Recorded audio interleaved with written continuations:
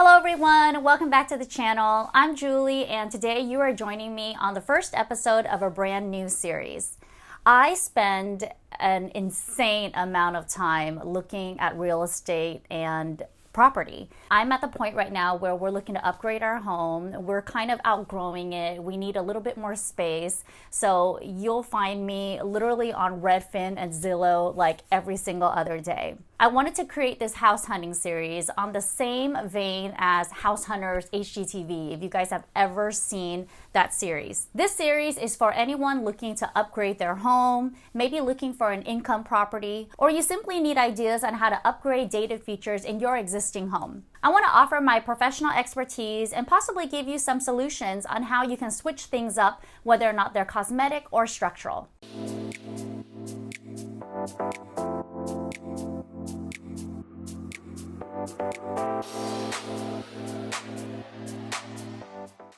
In each episode, we'll be diving into 2 or 3 different properties in a specific location. I am located in Orange County, California, so clearly I've been watching the market in Orange County. The market is crazy right now. It's a dog-eat-dog world out there. Not only are properties going for the highest market value I have ever seen, you literally can't even get a home unless you outbid your competitors by $100,000 or $200,000, which is insane. So while we're not looking at the actual price of these properties, what I want to do is dissect the interiors and go room to room and give you some solutions on how to update key features, especially if you have these conditions in your own home. If you're looking to purchase, I also want you to hone in on what key features to look out for. We'll be starting with this first property in North Tustin.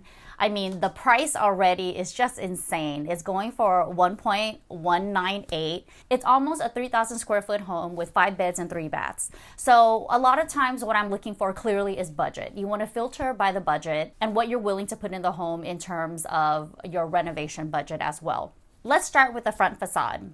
The home has really beautiful curb appeal. Clearly you could update the shutters, you could update the garage color, you could update your trim work and the exterior paint.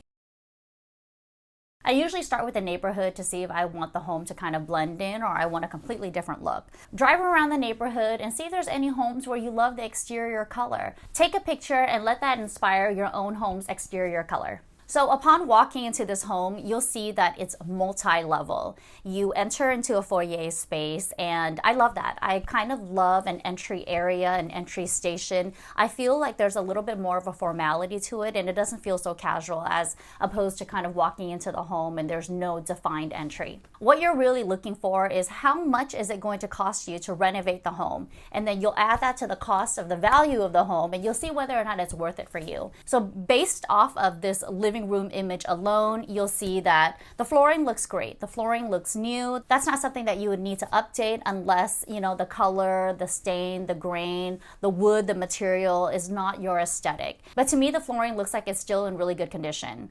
I would definitely remove the popcorn ceiling. I think it's one of those cosmetic changes that's so easy to do. Of course, you would hire a professional to do it and get your contractor to bid that out. Plastic blinds, of course, that needs to go. I understand the functionality of it, but there are so many better options out there, like custom inset shades that you could also layer with drapery panels and rods on the outside.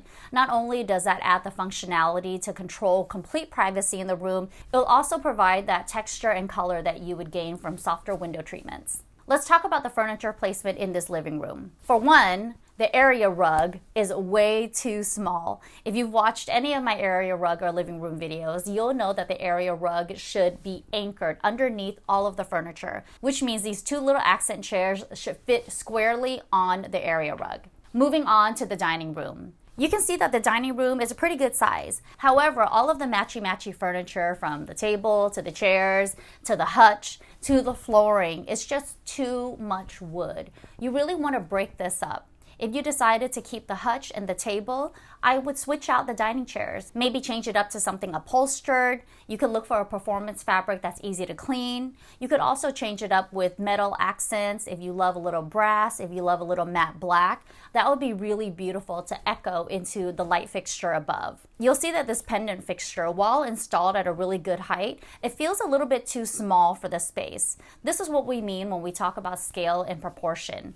You could go a little bit larger, a little bit wider, and it would really create that impact and make a statement in your dining room. If you have wood flooring and a wood table and wood chairs, think about breaking up the space with an area rug. The area rug is going to provide some contrast between similar materials. So not only is it going to help anchor the space and provide a little bit of texture, it's going to help demarcate space and define the zone.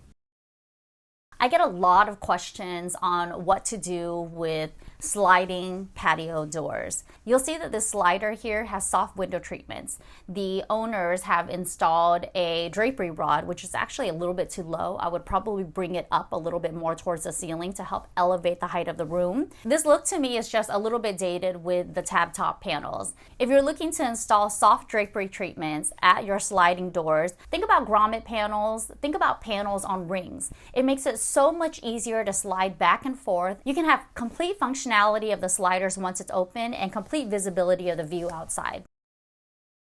Moving on to the kitchen. Kitchens and bathrooms are the #1 investment that you should make to upgrade your home. These rooms are always the key features that every potential home buyers look at when purchasing a new home. You want to look at whether or not the materials need to be swapped out, are the countertops dated, are the cabinets in need of a refresh, and obviously that's where all of your money is going to go. So while the cabinets and the countertops in this home look like they're actually in good condition, they're not necessarily the most updated and modern contemporary look. Tile countertops in the kitchen are always so hard to clean. Imagine all that grease kind of collecting in the grout. So this is one of those key things that you would be swapping out if you were to purchase this home. You'd probably look for some sort of solid surface, a slab, a natural stone, maybe quartz, porcelain. So you would be investing in demolishing this tile countertop and backsplash and installing new slabs as a result.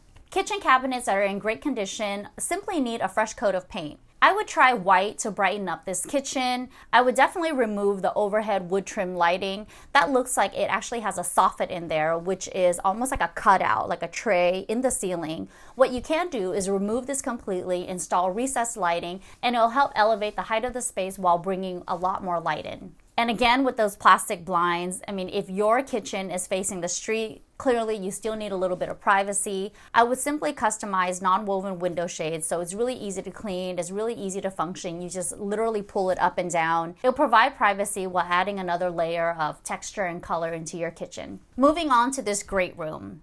There are a lot of issues I see with this great room. While the size is really large and ample, I mean, I love that it's going to be able to hold multiple zones, multiple groups. You can do different things in this space. I feel like it's not functional at all.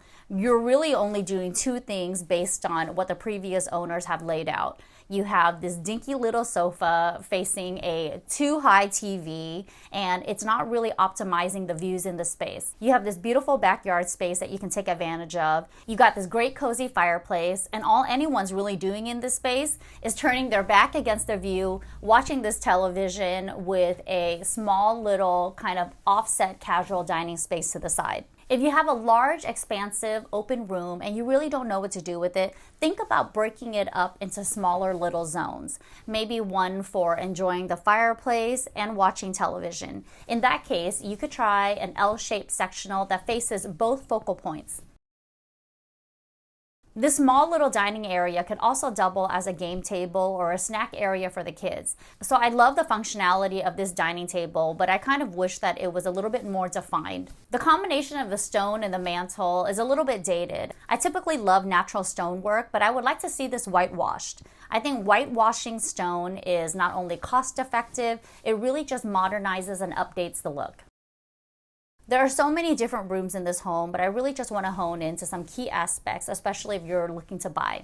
Let's talk about this primary bathroom. you'll see that the bathroom is sectioned up into two zones. You have a full height standing shower and you have this large expansive vanity space. The size of the space is awesome. I mean, who doesn't want a large bathroom? But I definitely feel like the finishes are a little bit dated and the colors feel so drab. You have brown on brown on brown, so nothing really stands out. One of the easiest things to do to update a bathroom that looks like this is to simply paint the cabinets.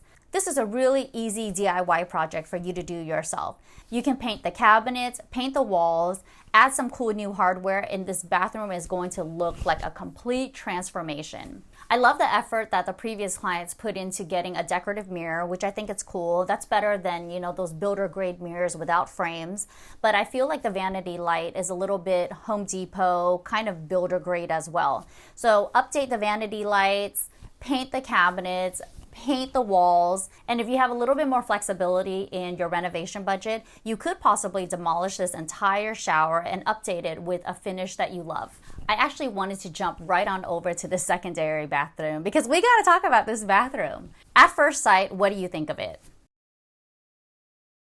I'm literally just swimming with all of these ideas in my head right now, and there are so many no's to this bathroom, but let's first talk about size. Size is awesome. I mean, who doesn't want a really huge bathroom with a walk-in shower, a really huge vanity?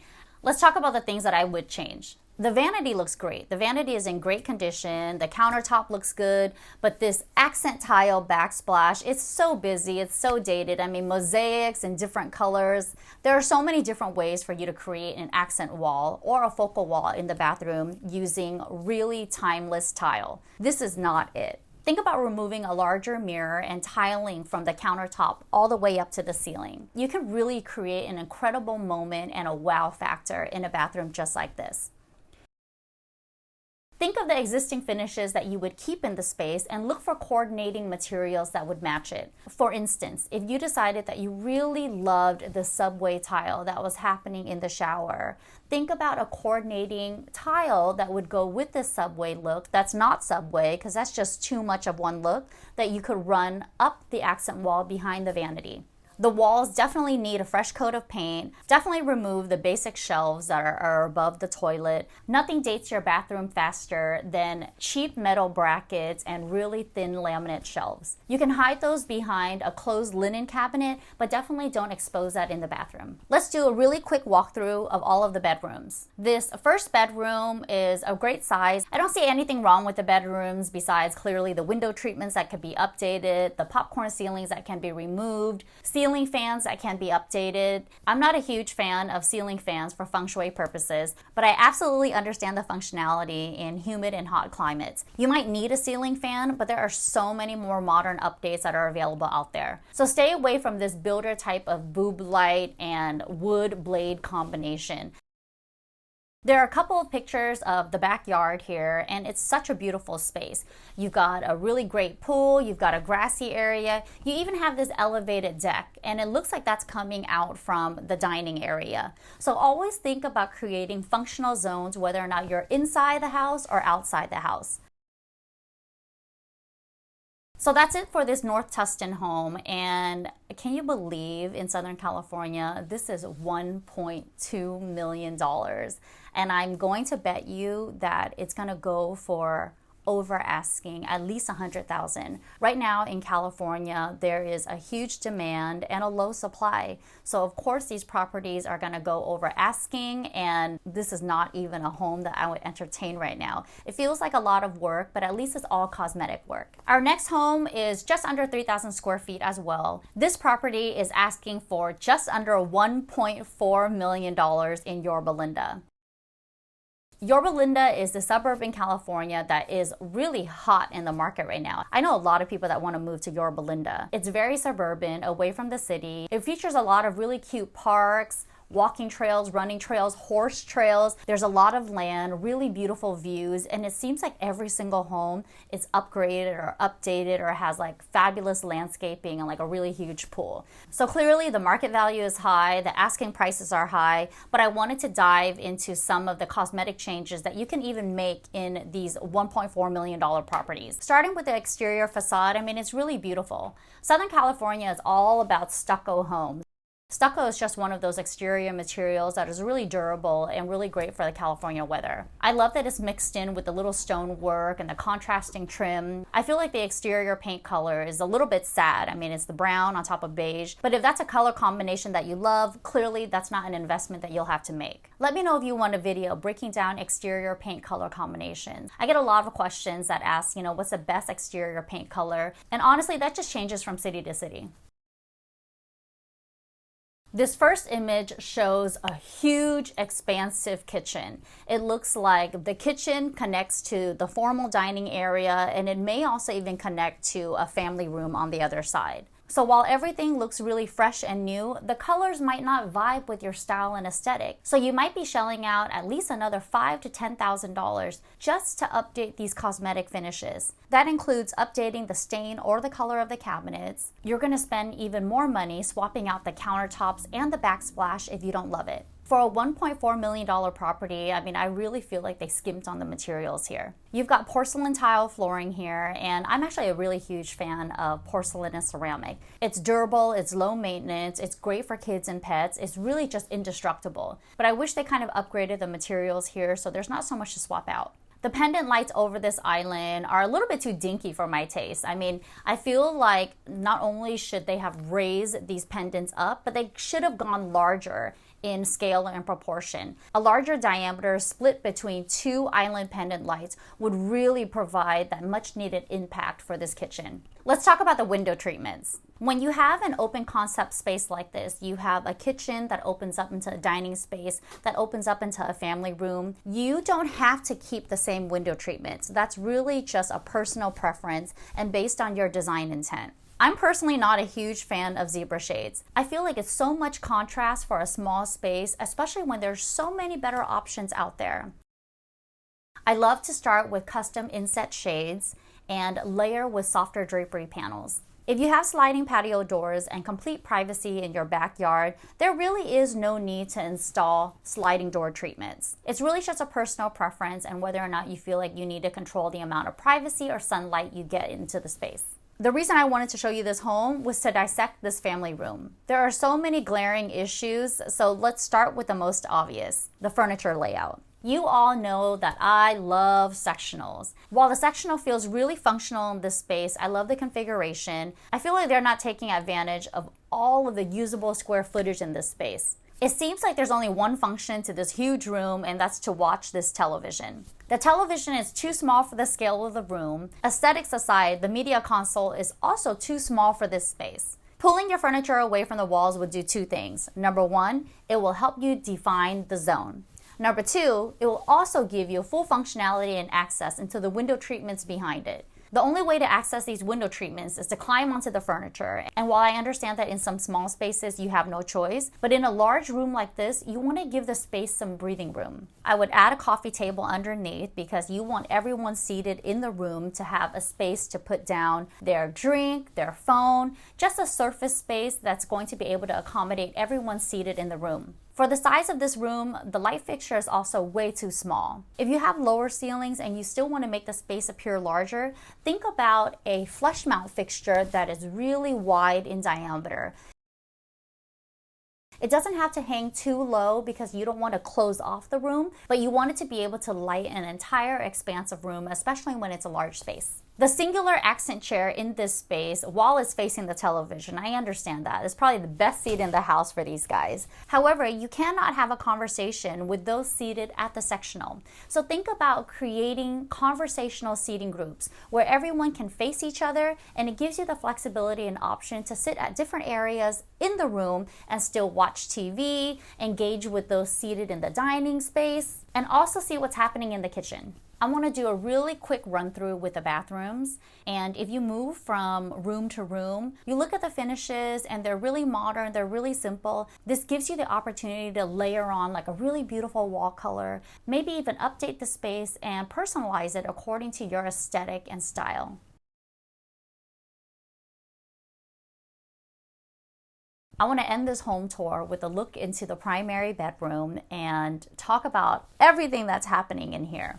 You have a large space. you want to break it up into functional zones. The room is anchored with this really huge king bed, which makes sense. I mean, the bed looks like it's in the command position, which is great. However, you're also filling up this room with so much other stuff, okay? I get it. You need a space to work, and so you've kind of carved out this little like home office space in your bedroom. If you remember from all of my feng shui videos or my common design mistakes videos for the bedroom and home office, you'll know that you absolutely should not be working in a place of rest. There are so many other ways to use this bedroom. If you absolutely need a workstation or a small home office in your space, think about relegating that to a common area. Or you might even want to repurpose your formal dining area that you don't even use into your home office. Also, there is a workout machine in this bedroom as well. I'm sure you feel like it's super convenient, but at the same time, it's also an active energy versus a resting energy. To combine that in a space where you should just be resting and recharging and getting a good night's sleep so that you could tackle your work and tackle your workouts and tackle the activities that you need to do on the daily, think about a way to separate the two so that you could rest and recharge in peace.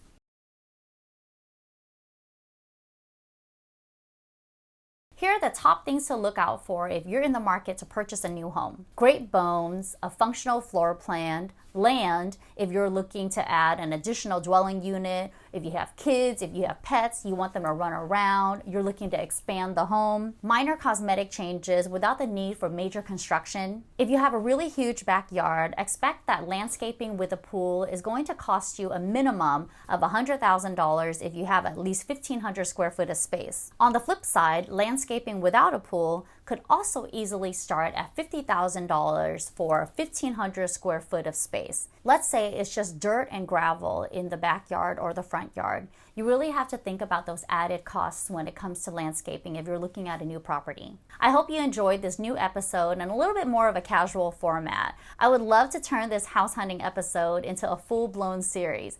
Maybe jump from city to city or even internationally. Please leave me a comment below and let me know if you're in the market to buy a new home. Where do you live? What city, state, or country do you live in? If you live somewhere outside of the United States, how can I look up some of these properties to help you navigate that great wide world of buying a new home? Please give this video a thumbs up if you like this type of content. Share this video with anyone you know who's looking to buy a new home, and definitely subscribe to my channel if you haven't already.